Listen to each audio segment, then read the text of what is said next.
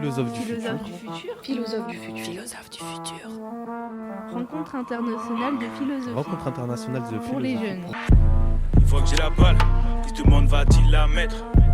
La thune m'attire tout comme la lune attire la mer. Philosophe. Inès. Afra.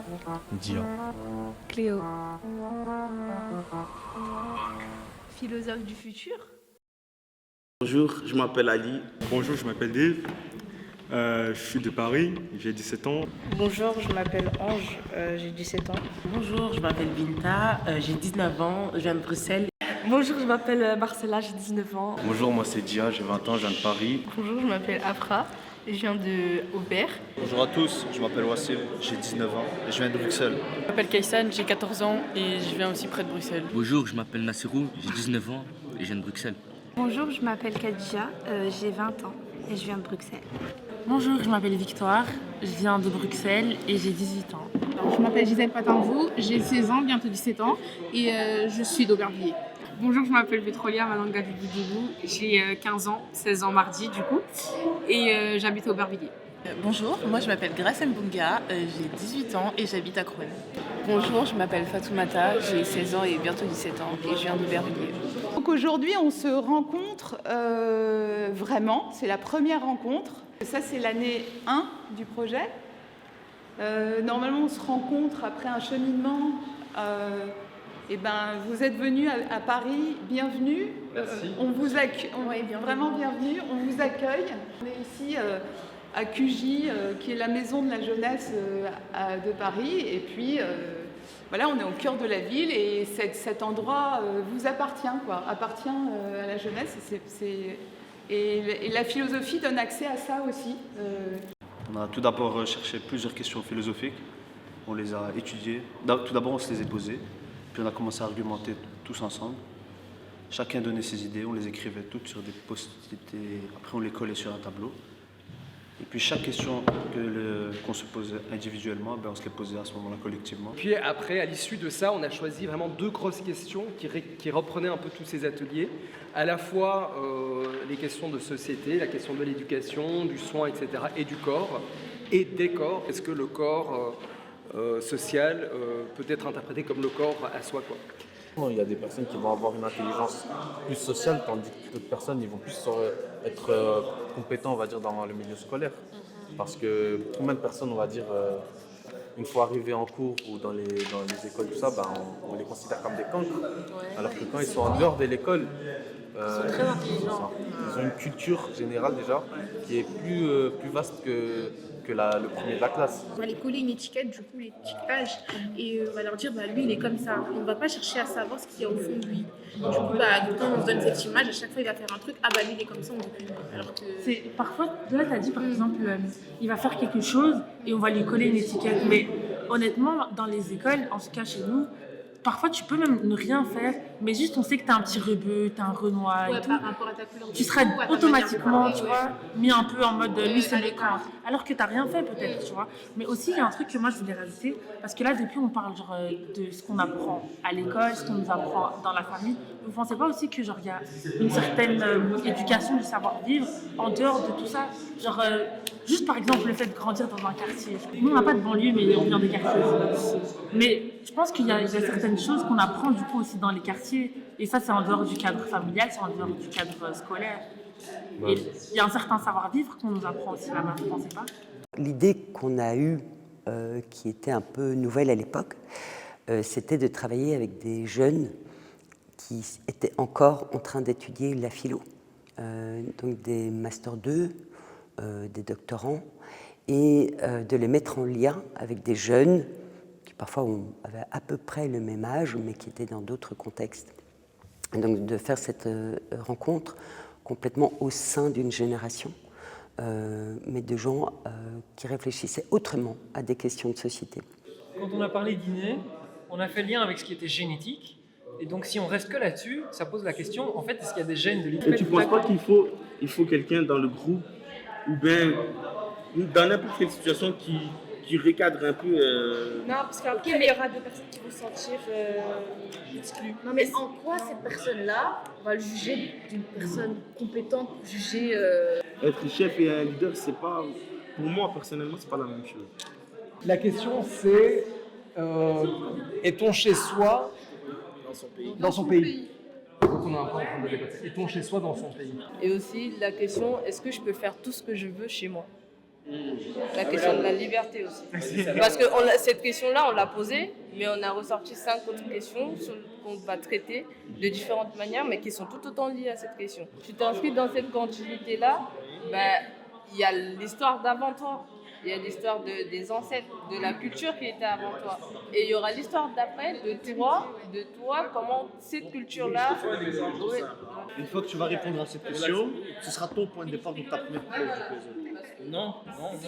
J'ai déconstruit le préjugé qu'on a souvent d'eux, qui sont désintéressés par les questions, par la réflexion. On a ce cliché même des jeunes qui sont obnubilés par le virtuel, par les smartphones et qui ne peuvent pas se rendre disponibles pour un moment de réflexion.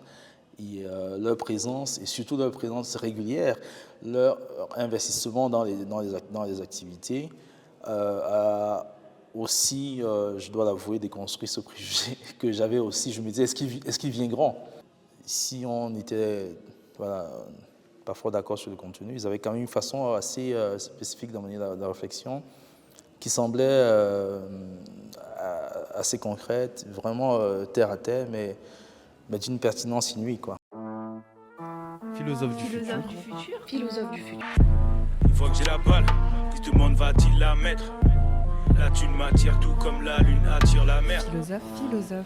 Lycée de banlieue à lycée parisien dans le 5e arrondissement. Au début, je ne comprenais pas pourquoi moi j'y arrivais pas et pourquoi tout semblait facile en fait pour les autres finalement. Et en fait, quand j'ai appris après que plus tard Pierre Bourdieu avait fait ses études sur ça, etc. En fait, j'ai compris pourquoi est-ce que ça paraissait plus facile pour certains élèves que moi, qui avait 1h20, 1h30 de transport aller-retour, qui n'avait pas les parents pour les aider, etc. Et en fait, j'ai compris ça. Moi, j'ai souffert de ça, de cette claque sociale où on avait parlé tout à l'heure. Et quand j'ai compris par la théorie, ça a été incroyable. Je me suis dit, mais en fait, ça met des mots là où moi, j'arrivais pas à les mettre. Le capital culturel est fortement lié aux conditions dans lesquelles s'est fait l'apprentissage, au temps pendant lequel on a appris, à la durée de l'apprentissage. Et par exemple, les cultures acquises de façon accélérée se distinguent des cultures acquises lentement. Bon, les manières ne sont pas les mêmes, c'est à ça qu'on reconnaît par un autodidacte, etc.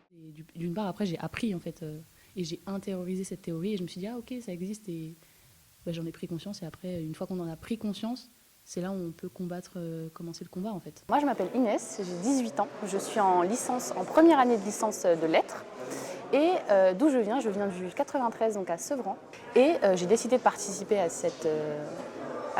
j'ai saisi l'opportunité finalement et les ateliers se sont très bien passés. C'était des ateliers pour nous côté français qui avaient lieu une fois dans la semaine, une fois toutes les semaines où on se retrouvait, on pouvait discuter, on pouvait aborder certains sujets. Il n'y avait pas trop de thèmes il n'y avait pas trop de thèmes au préalable.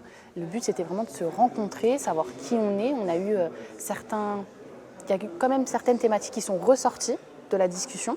Donc, notamment la question des classes sociales, la question de l'expression de soi et quelle importance on lui accorde, l'importance de l'écriture aussi.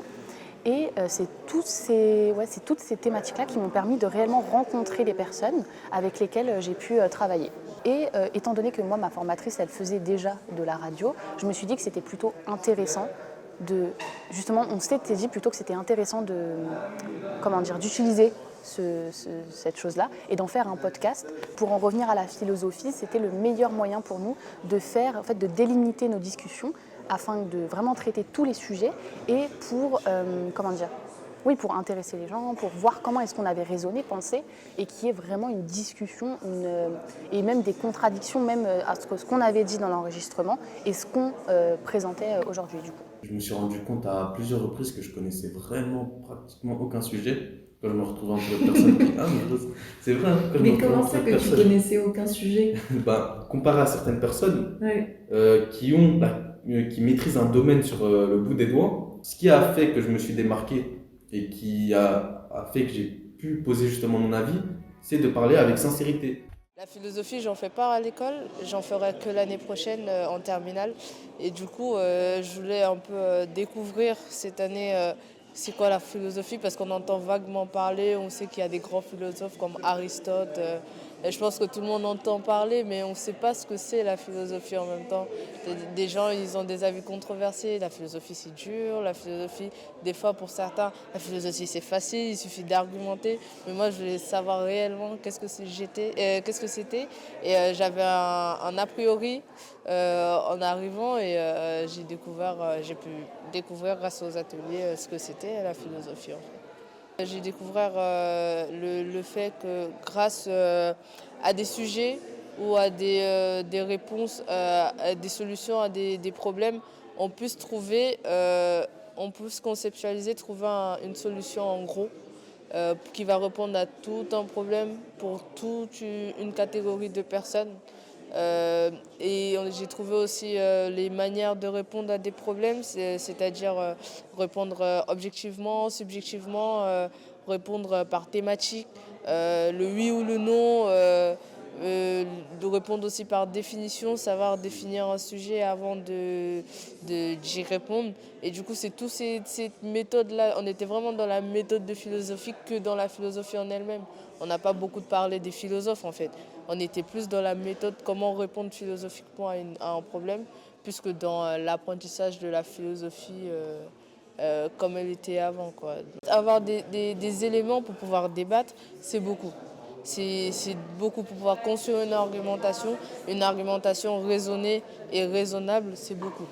C'est quelque chose qui me sert énormément depuis que j'ai commencé les ateliers de philosophie. Cette année, c'est Bruxelles qui est venue à Paris, d'accord? Et l'année prochaine, ce sera Bruxelles qui va accueillir Paris. 1, 2, 3. Philosophe du futur. Philosophe du futur. Philosophe du futur. Rencontre internationale de philosophie. Rencontre internationale de philosophie. Pour les jeunes.